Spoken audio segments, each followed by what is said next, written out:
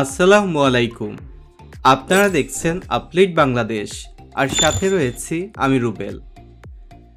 আবারও শুরু হয়েছে উত্তর দক্ষিণ স্টেশন থেকে মিরপুর ডিএইচএস পর্যন্ত সড়কটিকে প্রশস্ত করার কাজ। এই তো গত 11 থেকে 13 তারিখ পর্যন্ত সড়কটির একটি অংশ সংস্কার করে 14 তারিখ উন্মুক্ত করে দেওয়া হয় সবার জন্য, যার ফলে এখন যানবাহনগুলো আরও স্বাচ্ছন্দ্যে চলাচল করতে পারছে। আমরা আজ এসে দেখতে পাচ্ছি সংস্কার করা সড়কের দুই পাশেই প্রশস্ত করার কাজটি আবারও শুরু হয়েছে। সব মিলিয়ে এই সড়কটি হয়তো 4 লেনে উন্নীত হতে যাচ্ছে। মেট্রো রেল লাইন 6 নির্মাণের জন্য বর্তমান উত্তরা দক্ষিণ স্টেশন থেকে মিরপুর ডিএইচএস পর্যন্ত লেকের উপর একটি অস্থায়ী সড়ক নির্মাণ করা হয়েছিল। আপনারা এখন সেই সড়কটিকেই দেখতে পাচ্ছেন। সে সময় এই সড়ক দিয়ে মেট্রো রেল নির্মাণের যন্ত্রাংশ আনা নেওয়ার যানবাহন থেকে শুরু করে নির্মাণ কাজের সাথে সংশ্লিষ্টরা যাওয়া আসা করত।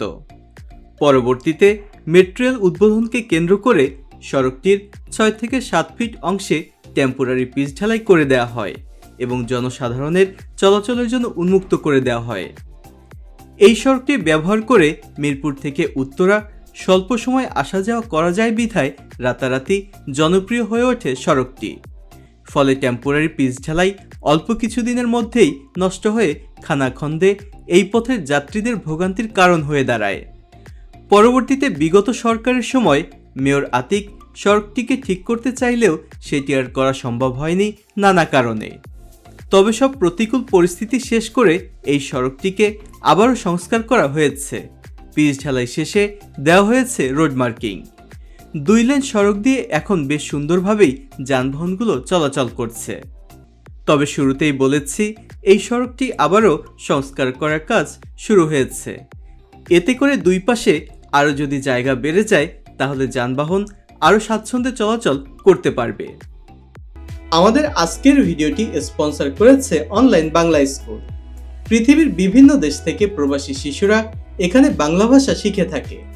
বিস্তারিত জানতে ভিজিট করুন onlinebanglaschool.com। তাদের ওয়েবসাইটের লিংক পেয়ে যাবেন ডেসক্রিপশন বক্সে। এখানে একটি কথা না বললেই নয়, এই সড়কটি যেহেতু একটি জলাশয়ের উপর নির্মাণ করা হয়েছে, তাই জলাশয় রক্ষায় এখানে একটি ব্রিজ নির্মাণ করে দেওয়া হলেই হয়তো ভালো হয়। এ বিষয়ে আপনাদের কি মতামত সেটিও জানাতে পারেন কমেন্টস করে। উত্তরা দক্ষিণ স্টেশন থেকে মিরপুর ডিএইচএস পর্যন্ত এই সড়কটির দৈর্ঘ্য হবে প্রায় 800 মিটারের মতো। এই সড়কটির জন্য এই পথের যাত্রীদের বিমানবন্দর সড়কটি আর ব্যবহার করতে হচ্ছে না।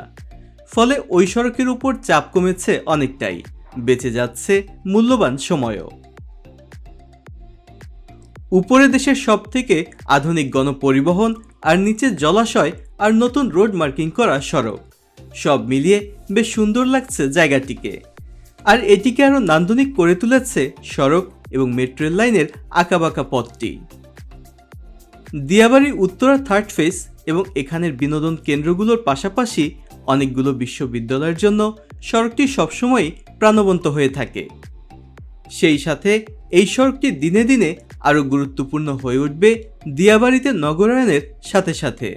এছাড়াও মিরপুর থেকে উত্তরার সাথে এই সড়কের মাধ্যমে একটি সহজ যোগাযোগ মাধ্যম তৈরি হয়েছে।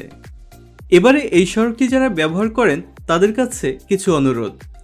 এই সড়কটি আপনার আমার চলাচলের সঙ্গী, তাই ময়লা ফেলে সড়ক এবং এর আশেপাশের পরিবেশ নষ্ট করবেন না। সেই সাথে কেউ ময়লা ফেললে তাকে বুঝিয়ে ময়লা ফেলতে নিষেধ করুন। সড়কটি দিয়ে যাতে ভারী যানবাহন চলাচল করতে না পারে, তাই মিরপুর ডিএইচএস এর দিকে একটি নির্দিষ্ট উচ্চতা পর্যন্ত খালি রেখে লোহার বার দিয়ে দেওয়া হয়েছে। এটিও একটি ভালো উদ্যোগ, না হলে ভারী ট্রাকগুলো চলাচল করে অল্প দিনেই সড়কটিকে নষ্ট করে ফেলবে। শুধু যে লেকের উপরের এই সড়কটিকেই প্রশস্ত করা হচ্ছে তা কিন্তু নয়। এবারে আমাদের চোখে পড়েছে উত্তরা দক্ষিণ স্টেশন থেকে উত্তরা সেন্টার স্টেশনের মাঝের অংশের সড়কটির একদিকে চলছে সড়ক প্রশস্ত করার কাজ। সব মিলিয়ে এই পথের যাত্রীদের জন্য আরও আরামদায়ক হতে যাচ্ছে এদিকের সড়ক পথগুলো।